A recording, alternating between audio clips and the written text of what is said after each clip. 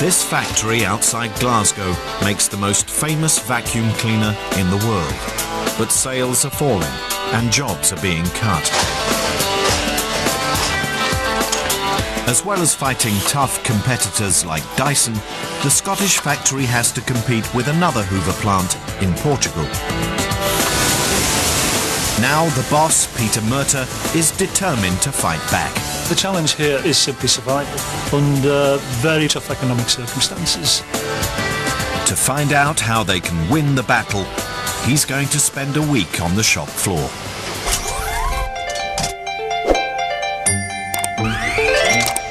How will he cope with worried workers?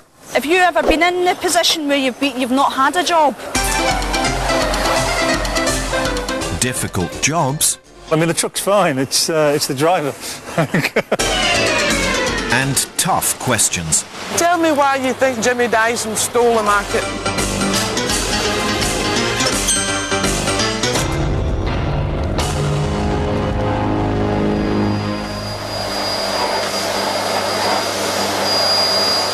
Presenting the new Hoover Junior. Once, Hoover dominated the vacuum cleaner market. Now it has only 10% in the UK. New Hoover Junior. And in Europe, a strong pound makes them very expensive. Is it? The Cambuslang factory used to employ more than 5,000 people. Now there are less than 400 on the shop floor. In a few weeks' time, another 50 jobs will go. And now the workers have heard that they'll have to compete with Hoover's Portuguese factory to produce the new version of a popular model. It's 42. The Transport Secretary Stephen Barnett is expected to make a statement over rail track in the future. Peter was hired from the washing machine industry to run Hoover's vacuum cleaner business. He's rarely seen on the shop floor.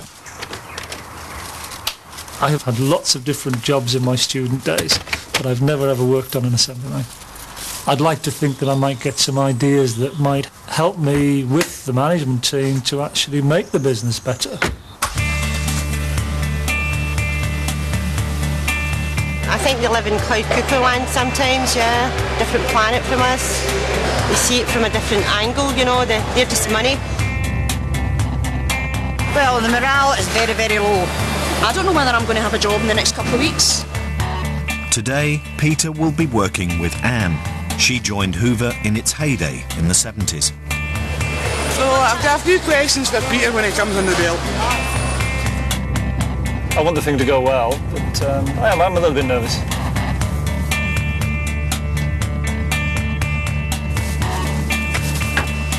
Before he assembles vacuum cleaners, he'll be packing them ready for the shops. Oh, right. Thank you. I mean, how long have you been with us, Anne? 28 glorious years. Oh, right. Were they that good, though? They used to be good. They used to be good. They used to be good. Like So what's changed? Don't like it. The atmosphere is dreadful. The atmosphere. Why do you think that is? Well, there's no sense of job security, none whatsoever. Well, I mean, where would you go for job security? I don't know. Police force. Pardon? Police force, maybe. Well, that's probably the last bastion of job undertakers. security. Seriously, where would you go? You honestly believe there's a future for Cambuslang? Definitely. Factory as it stands? Definitely. There is a future, but we will have to continue changing and adapting, and Well, would you so that agree we that the can workforce adapt. in here have already adapted They and have changed indeed. a tremendous They amount? have indeed. But do you honestly think if we go to head-to-head with Portugal, we're going to win a new I think cleaner? we've got a chance. I don't think so. I think so. I'm I think we sorry, can. I disagree with that, Peter. There's a cost of transporting them from here to Europe. Neither Lisbon nor Cambuslang are actually located in a good spot from a transport point of view. We're both equally bad. So transport is not an issue. What about the euro? Pardon? What about the euro? Well, the euro is an issue, and the value of the pound relative to the euro has been one of the most damaging pressures that we're having to deal with. And I think you're right to raise the issues that you are raising. I mean, I think you're hitting the nail on the head. And you're raising the issues that the challenges, the problems that we've got to overcome as a business to actually survive. Peter may not be able to solve Europe's economic problems, but what about making Anne's job a bit more comfortable? Well, I think that some of the tables are too low. Right. You tend to get backache. Certainly too low for me. I've already asked before Albert Marr to get a run-in rack like that for here. Right. He said it'd be no problem, but so far, no joy. Just little things that could make it better for the workforce. Right. If the suggestions are easy to implement, then we can make the changes. I should like to have the table up a bit. I think it's too low. Pardon? You tend to be stooped. Right. Prepare the table up a wee bit, but that's the highest table you can find in here. But I mean, if the table's still too low, then we can make it higher. Well, that would be very nice, thank you. Tea, good. No, for me, that's your tea. No, I'm going to have a fag. All right.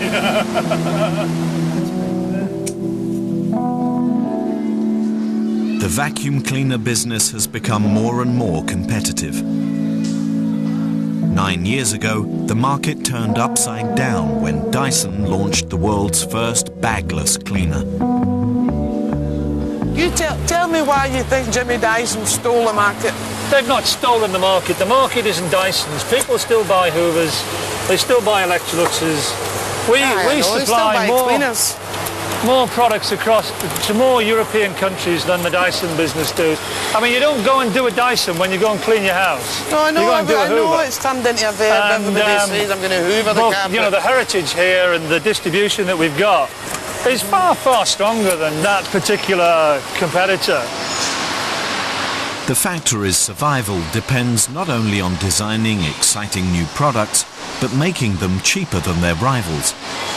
It's vital to produce a cleaner every 25 seconds. Oh, we're built up again. God's sake. But if the belt stops, so does production. It not only increases costs, but the workers' bonus drops. I said, that's a bonus up there again. Right. Well, the bonus scheme this year has worked better than any other year since I've been here, since we introduced it. So why is that? I don't know, you tell me. Well, that was my question. Efficiency's improved, Absolutely that's why. right. Absolutely right. And why is the efficiency improved? Because you're a hard taskmaster. Is that... Then you go back next week and you're sitting in your wee chair think, oh, they poor souls in the baseline. I don't meet and talk to people anywhere near enough. Well, that's your fault. It is my fault, yes, absolutely. You're dead right. No disagreement. Anyway, you're stuck with me, I'm not going. Yeah, absolutely right. I'll be a thorn in your side. Thanks very much. Well, thank you. It's been very interesting. Yes, it has indeed. I shall judge you in your performance in the future. Okay, I can't expect any more than that. I shall certainly remember that comment when I get back. I think she will actually be watching what happens when I get back in the office and how I handle things, and I've absolutely no doubt when I'm walking through the shop floor, because I'm determined to be more visible on the shop floor in the future. I'm quite sure she's somebody that's going to be tapping me on the shoulder and saying, hey, and reminding me about what we've talked about. It does tend to faffle a bit.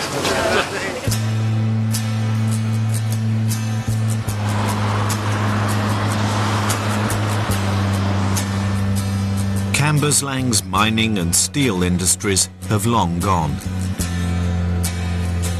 Hoover is one of the biggest employers. Its workforce has been loyal. Many, like Anne, have been with the company for most of their working lives. Well, when I started with 5,000 or 6,000 employees in the factory. But it was different then. When we made everything, they made all the motors, and for other people as well now, they buy the motors in from Italy. So it's a very small operation now. Well, it used to take about 25 minutes for the traffic to clear as the factory came out. Ages, and there was coaches, people come in, no actual bus loads they brought to work in the morning. It was good. Again, it's all changed now, it's a different...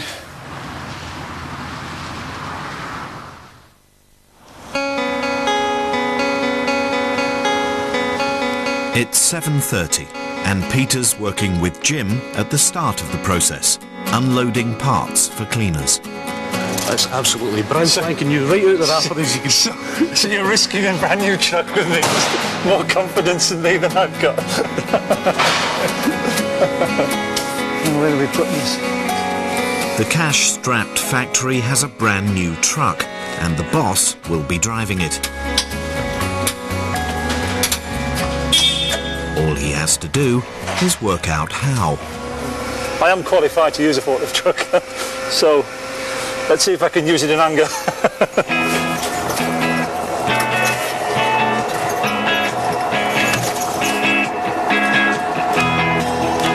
He needs to get the parts off the lorry and onto the production line as quickly as possible, but the boss still hasn't quite got the hang of his forklift truck.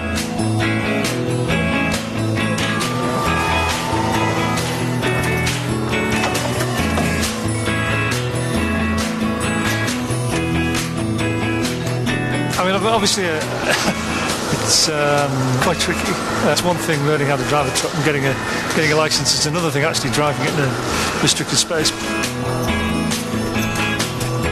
It's a little bit more difficult than I thought, because we've got these the ground's not level, and when I stop, the truck moves, and I'm not lining it up particularly well. I mean, the truck's fine. It's the driver. But the real problem is that Peter can't see where he's going. Well, lighting out here. It's actually not too bad. This is it. Good. When you go into the winter months, it's actually really dark. Yeah. At this time in the morning, and we can't see a thing. It really doesn't matter how much it costs. If there's a health and safety issue, then we have to try and do something about it. The parts move on to the storeroom before hitting the shop floor. Peter will be working here with Gillian. Yeah, is that your lunch? I've got a Safeway bag, he's got a Marks and Spencer. That says something, doesn't it? Right. Okay. I'll do some of the picking on that as well. Because we could be here all... I don't mean that, but we could be here all day. No, we could be here all day. Okay. I've got to be careful with this. The storeroom feeds the 7 assembly lines with all the parts they need to keep production going. But the new forklift driver is having trouble in this very narrow aisle, and he can only line his truck up at a dangerous angle. You do need to do that one at an angle. Right. You can get it down, but you are breaking the rules while you're doing it. You haven't got enough swing here at all? No. Do you want me to get it down? I break the rules every day anyway. No, you can't break the rules. It's not safe. I'm not an experienced driver, but this is definitely not ideal. I'm not particularly happy. For Peter, this is a problem that can't wait. Can you ask Albert to come down, Andy? Down here, right? Yes, please, yeah. And Andy, could you get Scott to come down as well? Gillian's smaller truck, designed for the narrow aisles, was sent away 7 weeks ago for repair and replaced with one she can't drive. Scott, can I talk to you about the forklift trucks? Because these aisles are different widths. I used the forklift truck on this aisle a little while ago, and that wasn't a problem. But when we come to take pallets off out of these narrower aisles, these trucks are very tight. And these aisles, I believe, were set up for operating with a reach truck. Right. So the counterbalance truck shouldn't be used in this area. Right. It should only be used in the wider passageways. Do we have reach trucks? There's one reach truck in the store. There's one reach truck in the store. Which I think's through in Peter's area. It's a stand-up one and I've never trained on that. Is that one of Peter's quite different? Is that what you're saying? Completely different to the one that... it stands up. Where is the other reach truck? And that we need to check out. And I think, Albert, you need to get Harry to do that. For the time being, a storeman who is trained to drive the truck finishes the job. Do you get the chance to talk to your supervisor, make suggestions about how we can do things better? I think I've made quite a few suggestions, but they don't listen to the likes of myself. Right. And I'm in the job on a daily basis, knowing... Right. Although a lot of women moan, right, and that's a lot of the thing to say, oh, Gillian's just having a wee moan again. Sometimes I moan about the right things and for the right reasons. If you had a free hand to organise the stores, what would you do? Well, obviously, if you got rid of the obsolete material, there would then be spare locations for me to locate my work on a daily basis, which I can't get doing just now. Right. Most of the things that are labelled with the pink stock taking tickets, most of them are obsolete stock. Either we don't build the cleaner anymore, or they've modified the parts on the cleaner. They've lay for a long time. Right. The baskets up there in motor mounts, we no longer use them. You'll probably find round in one of the other shelves there's loads, there's about 8 or 9 baskets of them. Knowing that we have obsolete stock doesn't thrill me at all, because that's a cost on the business that we can afford. But having removed obsolete stock, we would make a dramatic difference. And also, I think we'd be feeding the lines with the parts very, very efficiently. Today, Peter's finally putting cleaners together with Denise. On the production line, everything's against the clock. 500 have to be made today. Margaret shows him the job. Right. Now you have to put a grommet in here first. So it's a rocking motion. If you kind of just slide it and rock it in, and the brown one goes into here. Right. Okay. Let's see what we can do. Try your grommet. Try your grommet. Right. Okay. That side, that's you. Peter has to keep up with the pace belt. It's set for maximum efficiency, and he's not allowed to stop it for anything.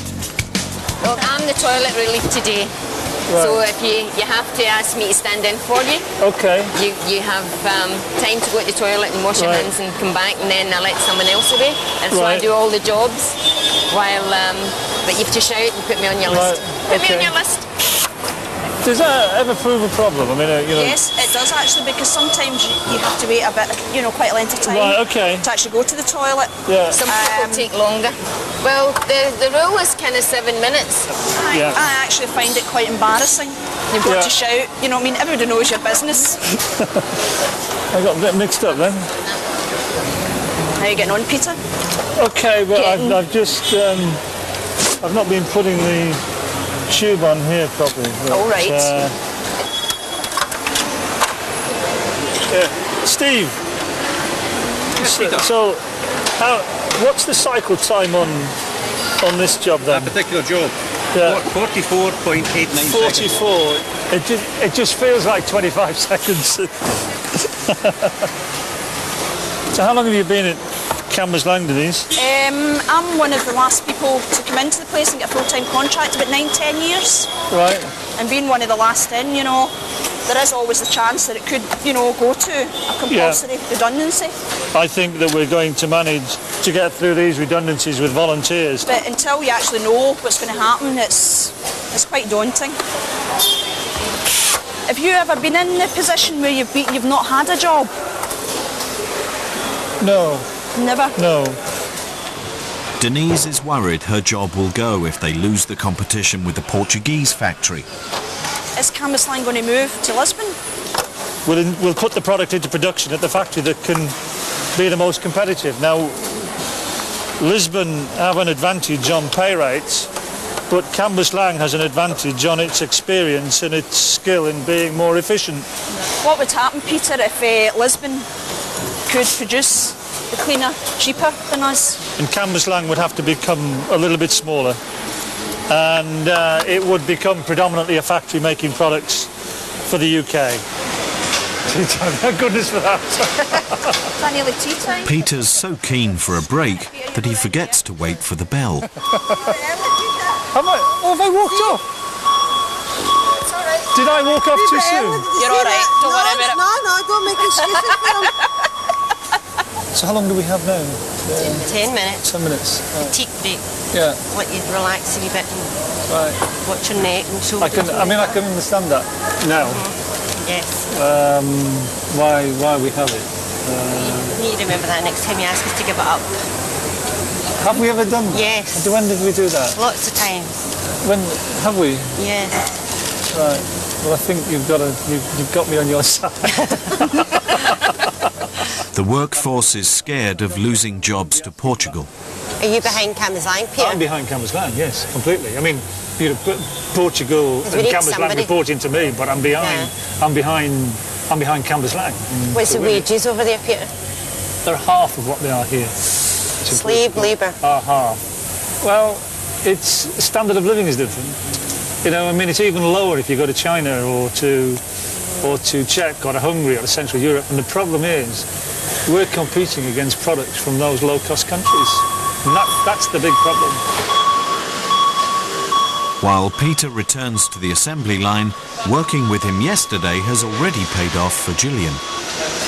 Shows what half a day working with Peter does. Truck back. At least somebody's listening now. At least somebody's listening. But there are more problems waiting for the boss. We're always talking about bad plastic in the thing. Now, there's one that's come up and I've went to locate it and I can't locate it. Right. So it's causing me a bit of a problem, and it's because it's a bad mould. Right. And we get that quite a lot in the paste lines, when you get bad moulds. I mean, how big a problem is it, Denise? It can be quite a big problem, but it's something I think that should be addressed at the point of manufacture, as opposed to having it on the paste belt and then you've got the problem in the paste belts. Do you get feedback? Not from the superintendents. That's where I feel it's very frustrating for us working on the shop floor, because a lot of the times we just don't know, Peter. They just don't come back and tell you. You really want an answer? Right, that's all. You want feedback? At the end of the day, it's just communication, really, Peter.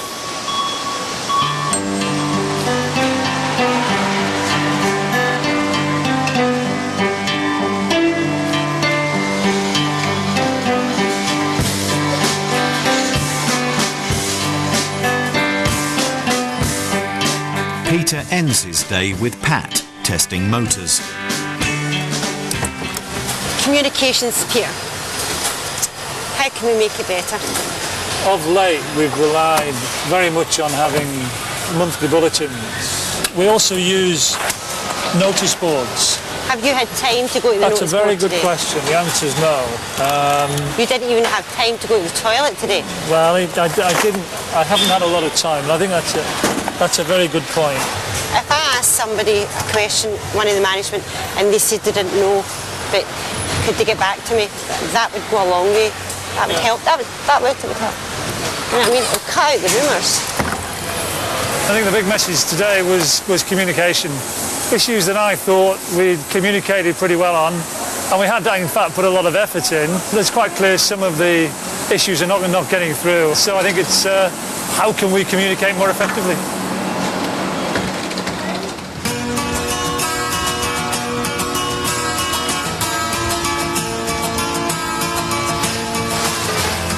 When I'm sailing, it's great relaxation from my Monday to Friday job, which in reality isn't a Monday to Friday job.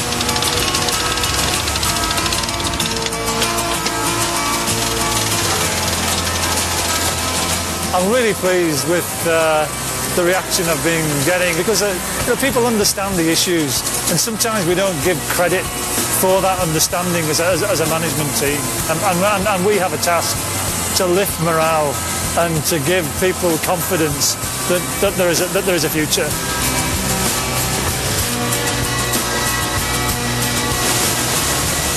I'm under stress, but I think most of the people in the company are under stress. So I don't think it's unique to me.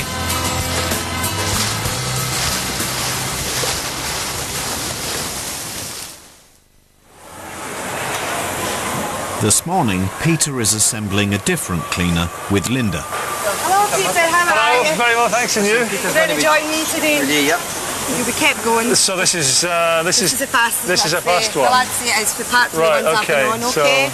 So you take your handle. This is the handle that goes on here. Right. Okay. Now you only have to hit this once and get enough glue. You do it too many times, Peter. So this is quite quick. There's not much time. You haven't got much time in this line, okay? Right. He has just 25 seconds to do the job. You've got to turn it over to put the elbow in. You've got to keep your hand on the grommet. Right. Okay. Okay. Right. Okay. I think we'll do it part by part till you get there. All right. I guess if you put too much on, it would give you a problem. This is quite tricky. That way. right? Peter discovers that Linda is one of 4 long-term temporary workers he's just made redundant. The 4 of us have never been off and never been late. Is that right? We've never had any problem with our work. You know, and you just feel like we're going out the door, and it's a shame. It is. Sad. Well, it is. There's no two ways about it. It is sad when we have to get to this point. It's like you're getting penalised coming to your work. Do you know what I mean? You mean it, to get my drift? Yeah, I mean, cutting jobs is not a good thing to do, because I mean it's not something you plan to do. They say you get like 40 volunteers want to go. You know, they're saying the temporaries still have to go. And they want to stay. Do you understand? No, I see. Unfortunately, from the temporary workers' point of view, until you've been with the company for a sufficient time, you don't actually get any redundancy payment. So releasing temporary workers is obviously cheaper than releasing permanent workers. I knew it would come down. I felt that myself. This is going to come down to like money. Hoover say they will rehire temporary workers if things improve, but at only 80% of their current pay. One of the changes we're going to make in the future is that we're going to introduce a lower pay rate for temporary workers. Yes, I was going to get to that one. I'm not. Well, I thought I'd raise that. I was getting to the 80%. I was kind of gradually, slowly weighing my way in. I think you were softening me up. Just softening it up then. The first people, as you say, is going to hit is us if we come back. As very people. Right. Yeah, I understand that. I understand that. And I haven't got an easy answer on that. I mean, so we currently pay £6.18 an hour. That works out at about 224 a week. But the £6.18 will come down to just under £5 an hour, and that'll take it down to it's about £180 a week, isn't it? Before tax. Before tax. Yeah. Sorry, Peter, we just look at the bottom line, what we come out with, what have we got. Absolutely. I don't look at the top and what's off or whatever. Yeah. It's just at the bottom what I've got. So I usually have about 200, I'll come out at about 165. Yeah. It's what I can spend, I look at. Yeah.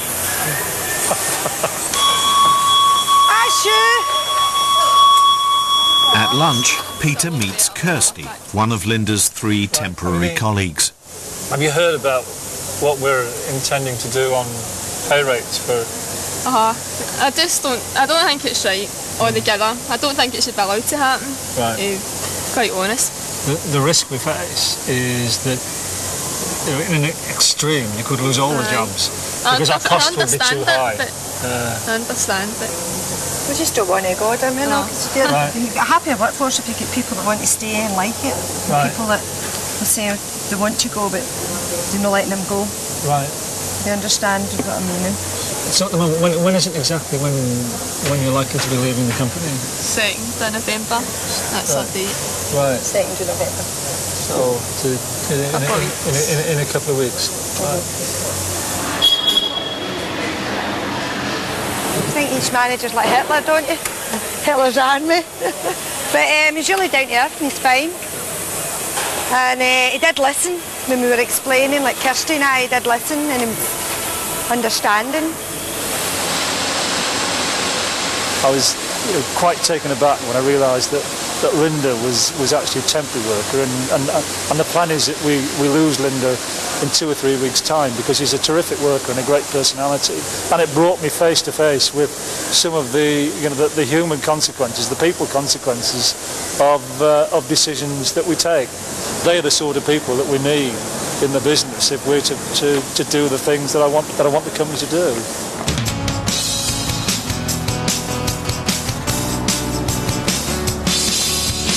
Finally, Peter goes to work in the warehouse, where finished cleaners are sent out to customers. But the boss is annoyed to find himself moving boxes from one pallet to another. The fact we're repeating work really does grieve me. It's crazy, so I'm going to have a look at it. Hoover has invested £500,000 in robots that stack cleaners onto pallets efficiently. but Peter finds out that each customer wants them stacked differently.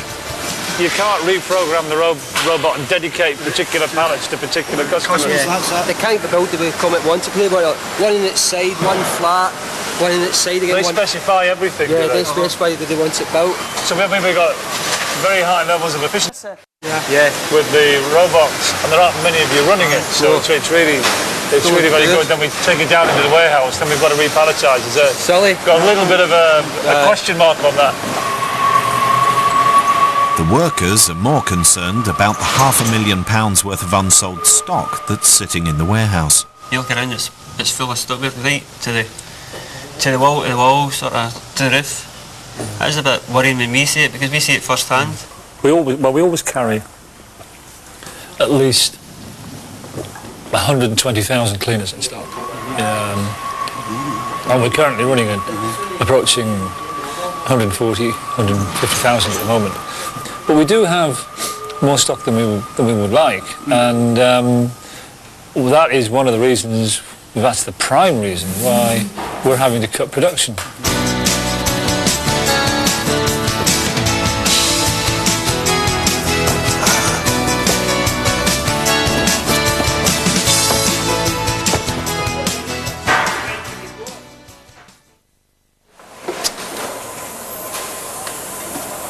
It's Peter's last day, and he has some news for Linda.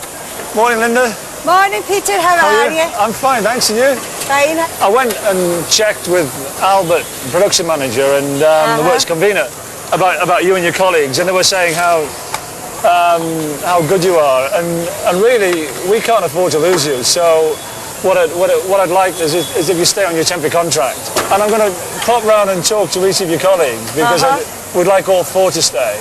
All four of you, because we've had such good reports and it was such a great day. Rather than leaving at the end of the month, I'd like you to stay on your temporary contract and stay with us and stay on your existing pay rate. That's really good. Thanks very Terrific. much. All right. Very good. You happy with that? What it means is that we will be releasing 4 extra people, but I do know that we have more volunteers than we need, so the company will actually be picking up an extra cost. This is a decision that has been directly taken as a result of this experience this week. While the factory continues to cut costs and improve efficiency, the boss returns to his management team to discuss the biggest threat now facing the workforce, the competition with Portugal.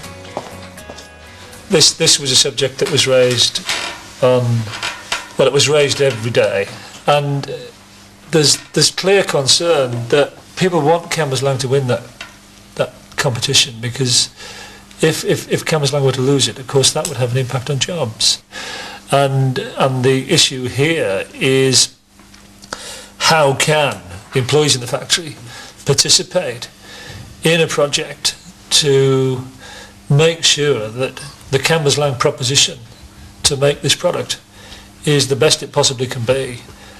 I think as early as we can bring people on board to understand the problem that we face and how their expertise can actually help us to improve on that.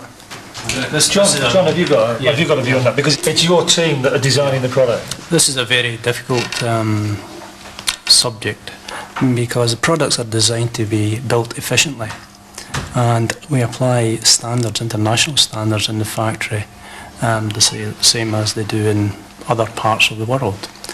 So if you can build a product efficiently within this plant, you can build it efficiently within another plant. What we need to make sure is that Cambuslang puts its best proposition forward, its best possible proposition, that we leave no stone unturned in the way we look at it from an internal point of view, looking at it as radically as we possibly can, from moulding, from assembly, from all points of view, and questioning every basic assumption that we've ever had on manufacturing a product.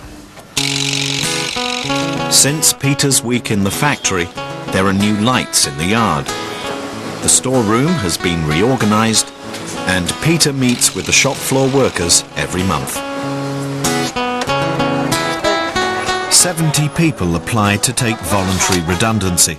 20 more than the company first asked for, and they decide to let them all go. I can only tell you how sad I feel. I really feel sad. The factory's getting smaller rather than expanding since I joined the company 18 years ago. Just don't have a lot of options in the Hoover anymore to go anywhere, so time for me to leave. They leave behind 300 to continue the fight on the shop floor. Luckily, there was enough volunteers and enough people wanted to go this time. Next time, I might not be so lucky.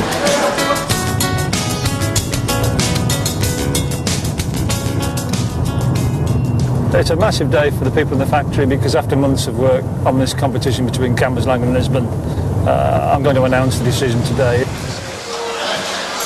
I wouldn't like to think of the bad news. Hope we've got this new cleaner. It'll keep Cambuslang open, keep jobs in Cambuslang. That'd be the best news we could get. Okay, ladies and gentlemen, we've obviously been waiting for many, many months for the outcome of the competition between Lisbon and Cambuslang. And I'm delighted to say that Cambuslang has won that competition.